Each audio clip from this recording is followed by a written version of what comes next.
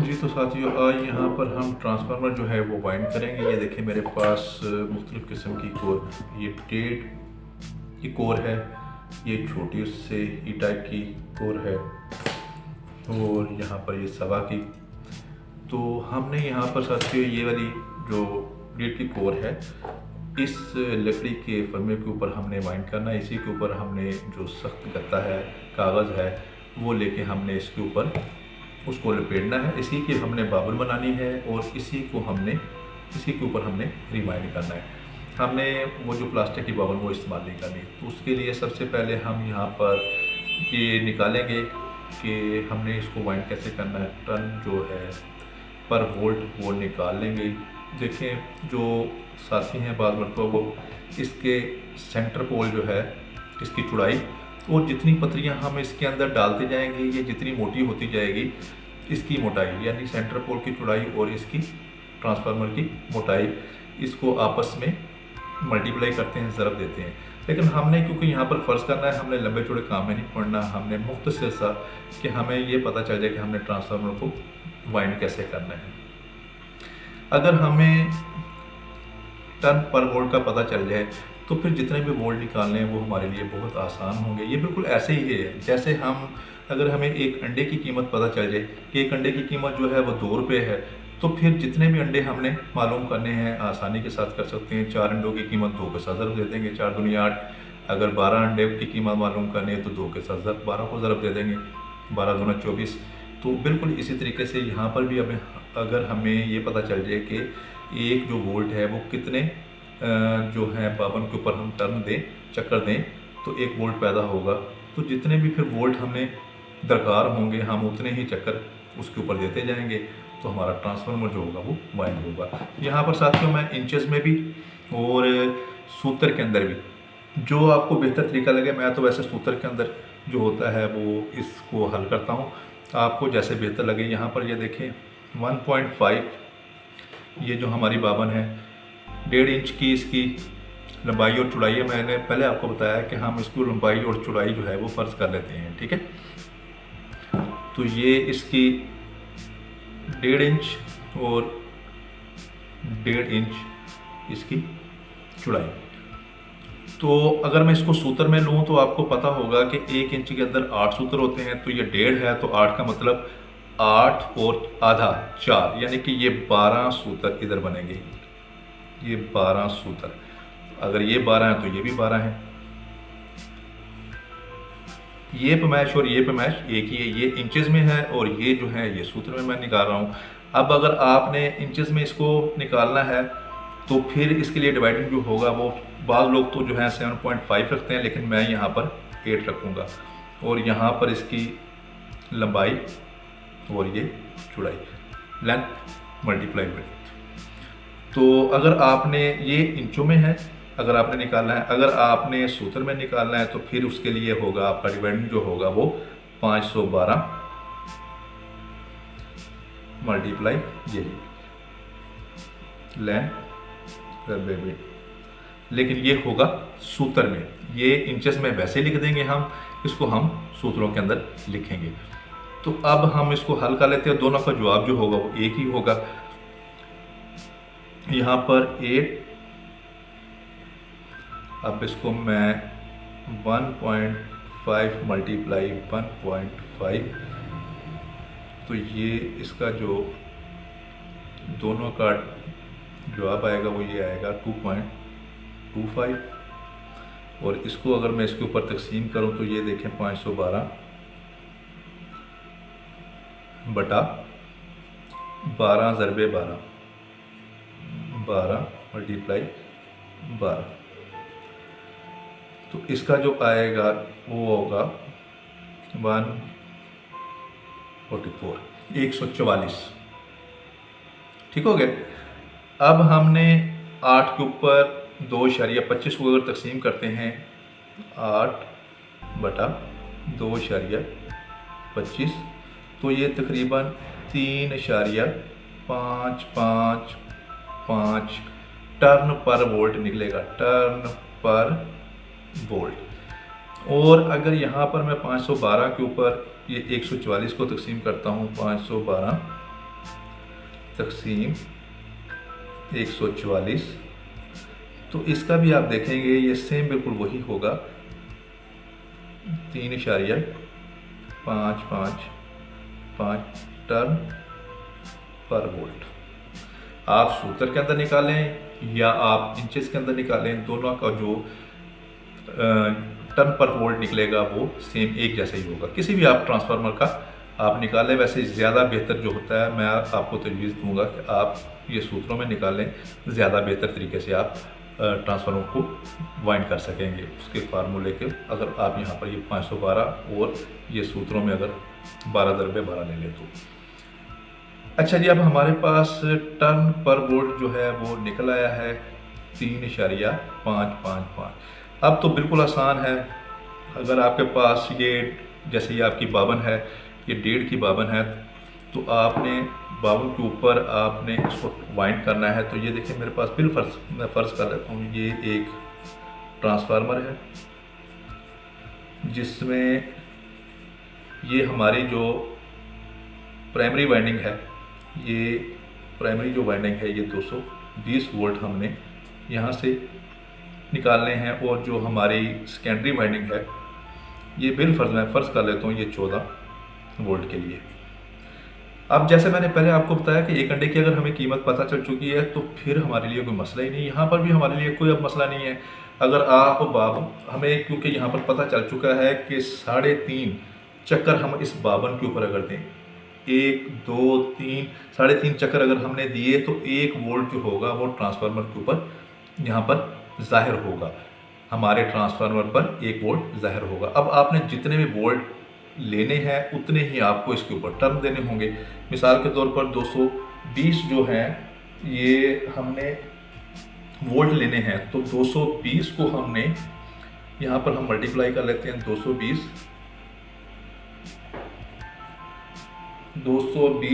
Multiply 3 मैं ये 555 की बजाय यहाँ पर 6 लिख देता हूँ। तो ये आप मल्टीप्लाई करेंगे, 220 वोल्ट आपने लेने हैं, तो आपने 3.6 के साथ इसको ज़रब दिया, तो ये तकरीबन 792 टर्न पर वोल्ट आपके टर्न निकलाएंगे।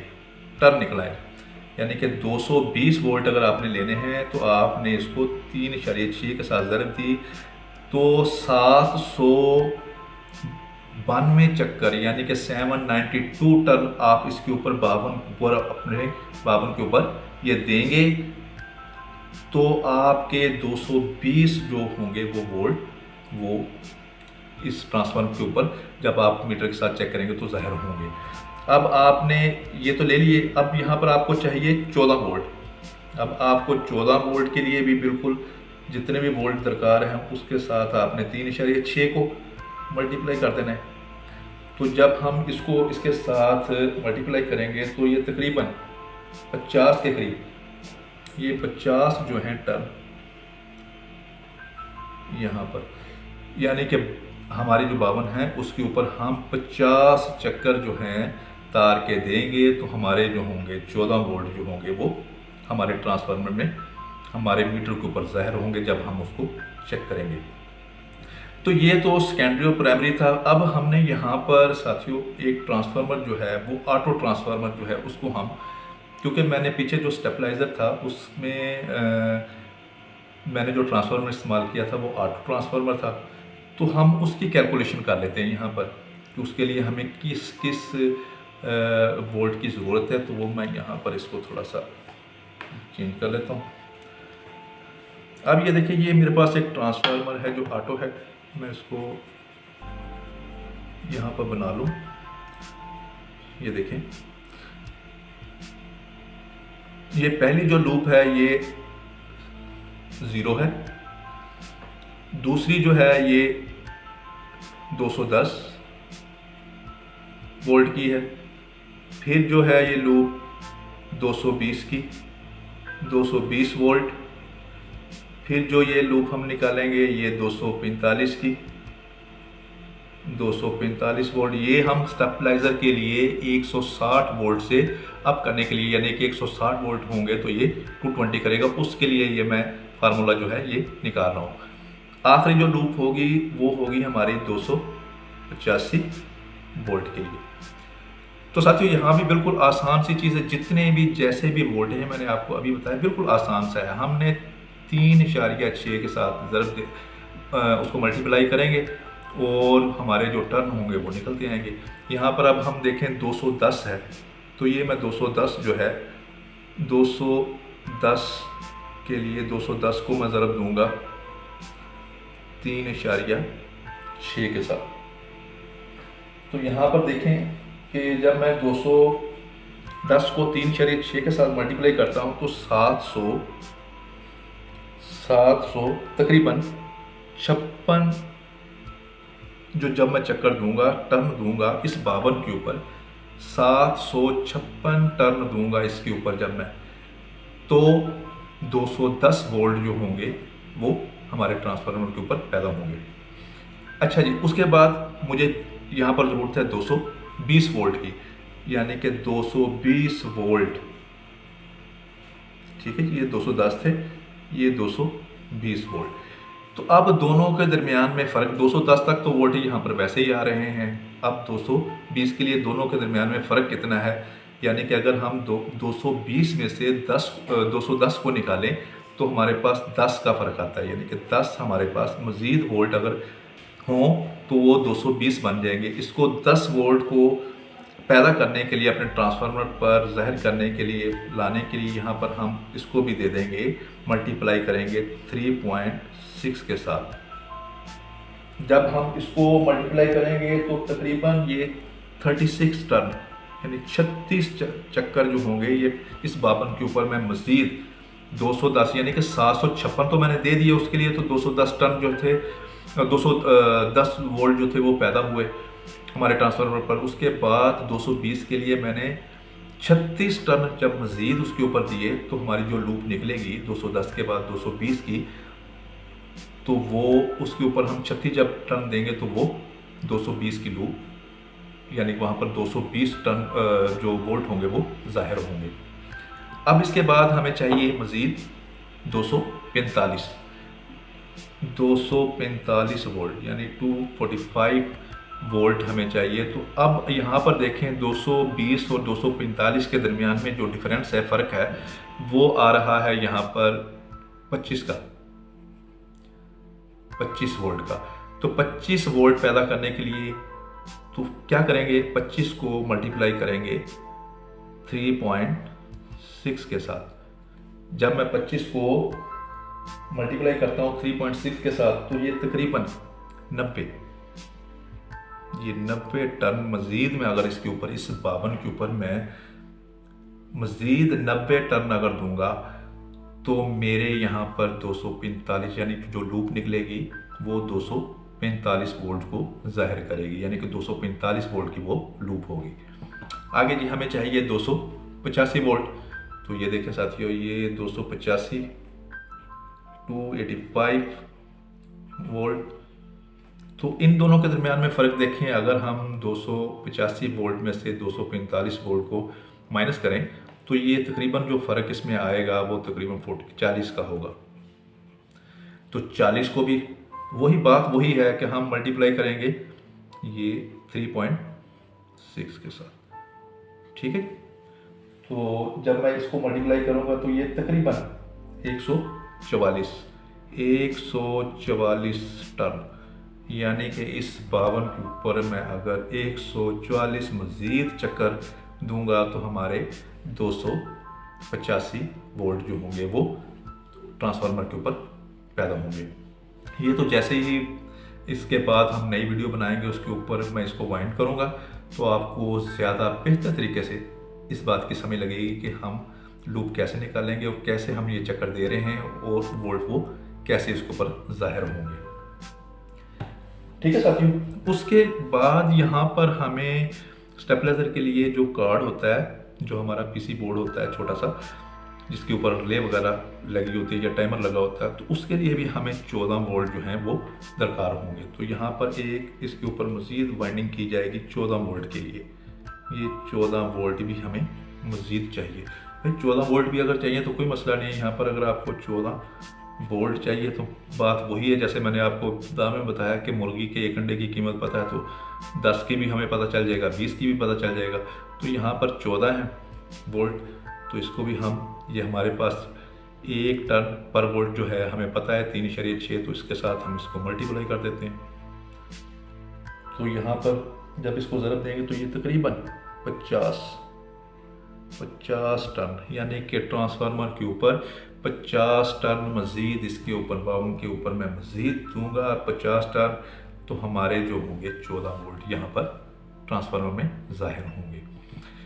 तो साथियों, उम्मीद करता हूँ ये आसान सा फार्मूला जो है, इसके ज़रिए आप ट्रांसफार्मर, किसी भी ट्रांसफार्मर को आसानी के साथ वाइंड कर सकते हैं। चाहे आप इंचों में उसको निकाल लें, चाहे आप सूत्र में निकाल लें, ये आपकी अपनी मर्ज़ी है।